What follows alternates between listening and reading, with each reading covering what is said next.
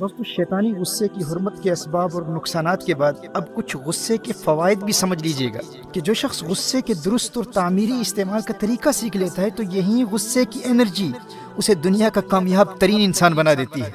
ایسا غصے والا غسیلا شخص مجھے بہت پیارا لگتا ہے۔ تم کو آتا ہے پیار پہ غصہ، مجھ کو غصے پہ پیار آتا ہے۔ بھائی مبارک ہو اسے جسے بہت غصہ آتا ہے، تم تو بہت آسانی سے زندگی کے ہر شعبے میں کامیابی حاصل کر سکتے ہو۔ اب آپ سوچ رہے ہوں گے کہ یہ کیا بات ہوئی بھائی، پہلے غصے کو شیطانی عمل ثابت کیا اور اب غصے پر مبارکیں دے رہے ہو۔ تو میرے دوستو یہی تو غیظ اور غضب میں فرق ہے نا۔ عربی میں غصے کے لیے دو الفاظ استعمال ہوتے ہیں، ایک غیظ اور ایک غضب۔ ایک ہوتا ہے غصہ آنا اور دوسرا ہے غصہ کرنا، ان دونوں میں فرق ہے۔ غیظ اس غصے کو کہتے ہیں جب انسان اندر ہی اندر کوڑتا رہتا ہے، یہ ایک داخلی کیفیت ہے، اور غضب اس غصے کو کہتے ہیں جس کو انسان خارج میں ظاہر کرنے کا ارادہ رکھتا ہو، یہ ایک خارجی کیفیت ہے۔ یاد رکھیے غصہ ایک بہت بڑی انرجی اور توانائی کا نام ہے، ایک بڑی پاورفل فورس ہے۔ اب جو انسان غضب کی صورت میں اس توانائی کو کسی تعمیری اور پروڈکٹیو کام کے لیے خارج میں ظاہر کرنے کا ہنر سیکھ لیتا ہے نا، ایسے شخص کو کامیابی اور ترقی سے دنیا کی کوئی طاقت روک نہیں سکتی۔ اسی لیے میں غصے والوں کو مبارکباد دیا کرتا ہوں۔ وہ ایک بچے نے مجھے کہا کہ میرا دوست جانتا ہے کہ میں بہت بڑا فٹ بالر بننا چاہتا ہوں، لیکن اس نے آج گراؤنڈ میں مجھے کہا کہ تجھ میں تو کوئی ٹیلنٹ ہی نہیں ہے، تو فٹ بالر بن ہی نہیں سکتا۔ مجھے بڑا غصہ آیا۔ میں نے اس بچے سے پوچھا کہ پھر تو نے کیا کیا؟ اس نے کہا کرنا کیا تھا، میں نے سب کے سامنے اس کی خوب پٹائی کی اور خوب مکے اور لاتیں ماری۔ میں نے کہا نادان تو نہیں جانتا، اس کے جملوں نے تیرے اندر غصے کی صورت میں ایک غیر معمولی انرجی پیدا کر دی تھی۔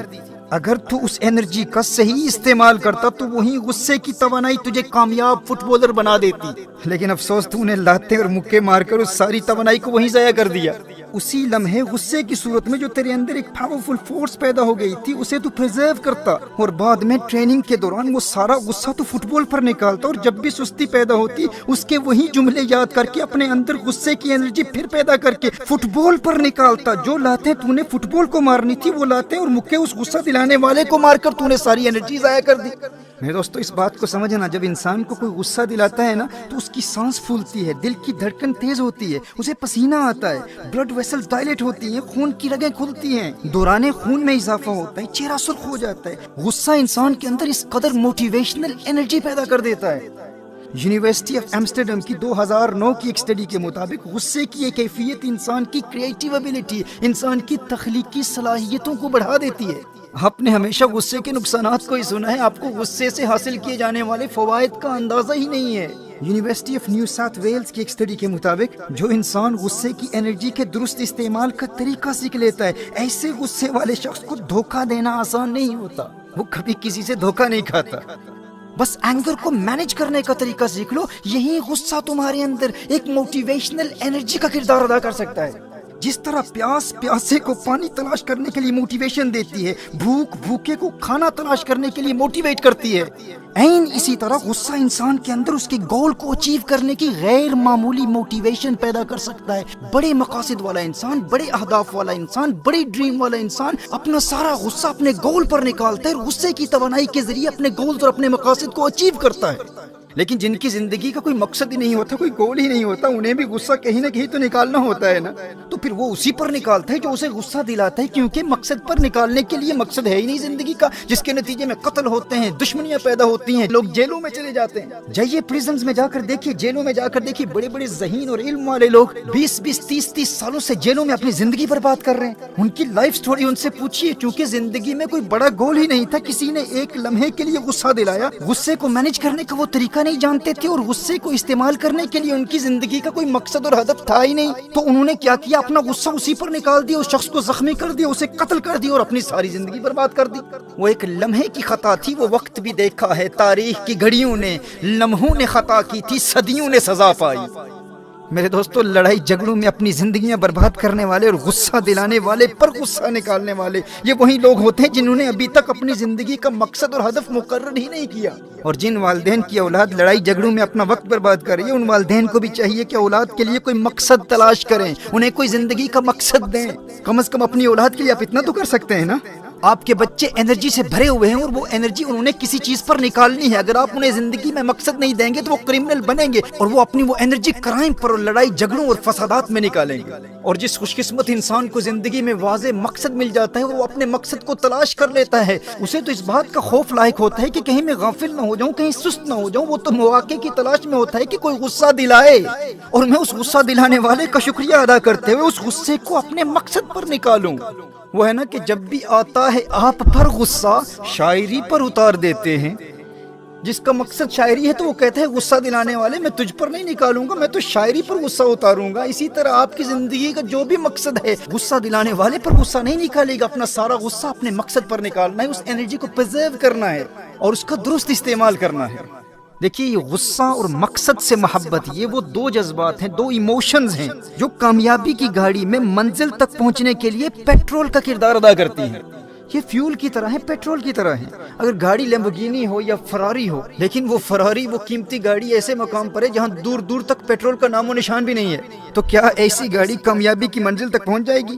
ہرگز نہیں. آپ یوں سمجھیے کہ آپ خود گاڑی ہیں، آپ کامیابی کے مسافر ہیں، آپ قیمتی گاڑی ہیں، یعنی آپ کے پاس وسائل بھی ہیں، آپ ٹیلنٹڈ بھی ہیں اور منزل کا علم بھی ہے، لیکن منزل تک پہنچنے کا جذبہ ہی نہیں اور کوئی پیٹرول ڈالنے والا، کوئی غصہ دلانے والا ہی نہیں، کوئی آپ کو نکما، فیلئر یا لوزر کہنے والا ہی نہیں. تو اگر کوئی غصہ دلانے والا ہی نہیں، جوش ہی نہیں، جذبہ ہی نہیں، عزم ہی نہیں، ولولہ ہی نہیں، ہمت ہی نہیں، جنون ہی نہیں، تو آپ اس ٹیلنٹ کا کیا کریں گے؟ گاڑی تو قیمتی ہے لیکن وہ وہیں پڑی کی پڑی رہ جائے گی.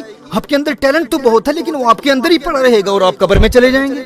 اگر آپ کے پاس ٹیلنٹ ہے، وسائل ہیں، آپ کسی امیر باپ کے بیٹے ہیں، آپ کے روابط ہیں، کانٹیکٹس ہیں، سفارشیں ہیں، سب کچھ ہے، لیکن غصے اور مقصد کی محبت کا پیٹرول آپ کی قیمتی گاڑی میں نہیں ہے، تو آپ کی وہ قیمتی گاڑی آپ کے گیراج میں ہی پڑی رہ جائے گی.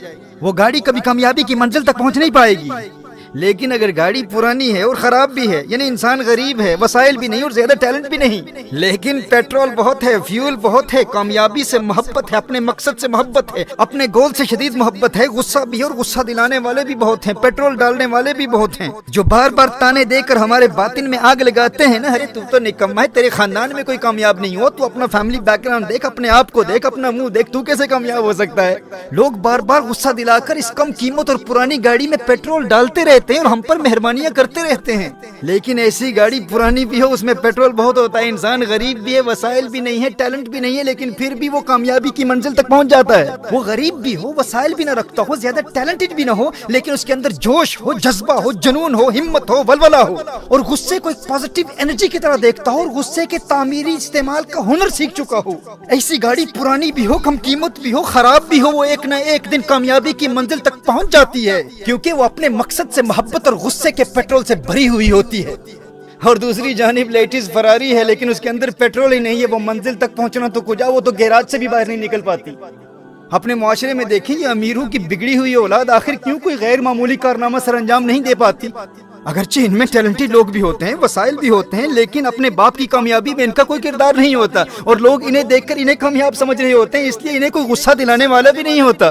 جب لوگ ان کے بنگلوں اور چمکتی گاڑیوں کو دیکھتے ہیں تو وہ انہیں ہی کامیاب سمجھتے ہیں کہ یہ خود کامیاب ہیں، اس لیے انہیں کوئی تانا نہیں دیتا. انہیں کوئی لوزر یا فیلئر کہہ کر ان کے اندر غصے کی انرجی پیدا کرنے والا کوئی ہوتا ہی نہیں، لوگ تو ان کو پہلے سے ہی کامیاب سمجھتے ہیں. تو اسی لیے یہ بہت کم ہوتا ہے کہ کسی امیر کا بیٹا کوئی قابل ذکر کارنامہ سر انجام دے کر اپنے باپ سے بھی آگے نکل جائے. تو ایسے لوگ ان مہنگی گاڑیوں کی طرح ہوتے ہیں جن میں پیٹرول نہیں ہوتا، کیونکہ کوئی پیٹرول ڈالنے والا ہی نہیں ہے نا. لیکن دوسری جانب ایک غریب شخص جو غصے کے پیٹرول کا درست استعمال سیکھ لیتا ہے وہ سب سے آگے نکل جاتا ہے. جس کے پاس پہلے سے کچھ ہوتا ہے وہ کامیاب ہو بھی جائے لیکن اس کی کامیابی بہت محدود ہوتی ہے.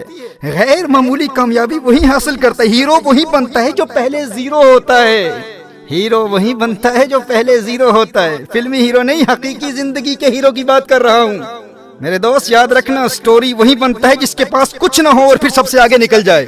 وہ پاکستان کی ایک بڑی شخصیت نے مجھ نااہل سے کہا تھا کہ جس فیلڈ میں تم ہو اس میں تو تمہارا کوئی فیملی بیک گراؤنڈ تو ہے ہی نہیں، اور یورپ اور امریکہ میں تو تمہاری کامیابی سمجھ میں آتی ہے کہ تم وہیں رہتے ہو، لیکن ہند و پاک میں تمہارے چاہنے والوں کی تعداد ملینز میں ہے. بھائی برطانیہ میں بیٹھ کر بات کرتے ہو اور دنیا میں لاکھوں لوگ تمہیں سنتے ہیں، جبکہ اس فیلڈ میں تمہارا کوئی فیملی بیک گراؤنڈ ہی نہیں ہے. اور دوسری جانب پاکستان میں اسی فیلڈ کے خاندانی لوگوں کا پیغام انتہائی محدود لوگوں تک پہنچتا ہے.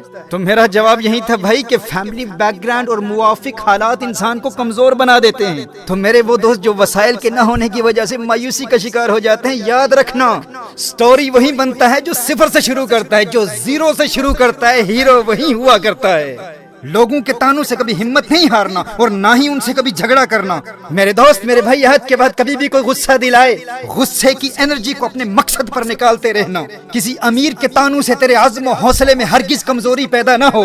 امیر باپ کی کمائی پر عیاشی کرنے والی بگڑی ہوئی اولاد کی کسی مہنگی گاڑی کو دیکھ کر کبھی مروب نہیں ہونا تو نے۔ یہ کوئی کامیابی نہیں ہے، انہیں کبھی کامیاب نہ سمجھ لینا، تجھے تیری طاقت کا اندازہ نہیں ہے۔ ان کی اوقات کیا ہے تیرے آگے، تو زیرو سے شروع کرنے والا ہے، ہیرو تو ہی بنے گا۔ تانا دینے والے سے کہنا کامیابی کسی کے باپ کی جاگیر نہیں ہے، تو کیا ہے، اب دیکھ بیٹا تیرے باپ سے بھی آگے نکل کر دکھاؤں گا۔ میرے دوست میرے بھائی، حد کے بعد کبھی بھی کوئی غصہ دلائے تو اس غصے کو اس غصہ دلانے والے پر نہیں، اپنی منزل، اپنے مقصد اور اپنے گول پر نکالنا۔ اور جب وہ منزل مل جائے تو رکنا نہیں ہے، آگے بڑھنا ہے، نئی منزل تلاش کرنی ہے۔ اور جب وہ منزل مل جائے تو ایک اور منزل مقرر کرنا، پھر نئی منزل، پھر نئی منزل، پھر نئی منزل۔ اور دنیا کی کوئی طاقت تیری نئی منزلوں کی تلاش اور ان کے حصول کے سفر کو روک نہیں سکتی۔